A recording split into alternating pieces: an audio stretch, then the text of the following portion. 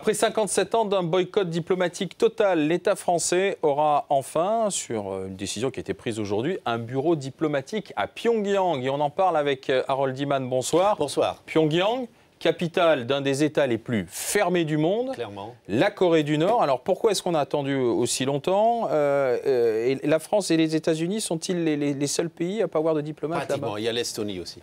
Mais les autres pays ont ouvert quand même des bureaux, nous non. Parce que nous étions, les Français, dans la guerre de Corée de 50 à 53, la Corée du Nord qui déteste les États-Unis, ça c'est le genre de choses ça se voit typiques. qu'ils ne les aiment pas. Hein. Ça se on voit, fait sauter le Congrès, là, si je comprends bien. On fait sauter, voilà, le Capitole saute et voilà le soldat nord-coréen. Et puis, bien sûr, on se rappelle tous de Kim Il-sung, qui était le premier secrétaire du parti, qui était quasiment un empereur confucéen. Il a régné très, très longtemps et on ne pouvait pas vraiment avoir affaire avec lui. Donc la France a dit, bon, tant que la guerre n'est pas terminée entre le Nord et le Sud, parce qu'ils sont théoriquement en guerre encore aujourd'hui, on n'ouvrirait pas d'ambassade. Voilà pourquoi on a ouvert un bureau français de coopération. Mais c'est déjà un grand pas en avant, recommandé par Jack Lang en 2009, qui a fait un voyage et on l'aurait ouvert plus tôt si les Nord-Coréens n'avaient pas provoqué les Sud-Coréens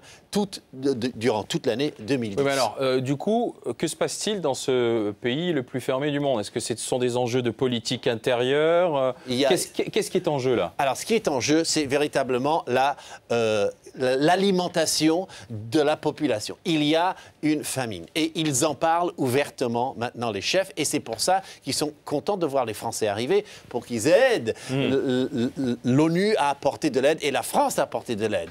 Mais voilà, sur le plan interne, vous avez Kim Jong-il, qui est le fils de l'autre qu'on a vu sur la statue, qui essaye un petit peu de consolider le pouvoir pour son fiston. Ils se ressemblent un peu, quand même. Bah, naturellement. Oui. Et puis, pourquoi? Eh bien, parce que il y a quand même trop de troubles. Il ne voudrait pas laisser à son fils un pays assiégé et en guerre avec absolument tout le monde. Donc, il fait un effort. Harold Iman, merci Harold pour ces explications concernant la Corée du Sud.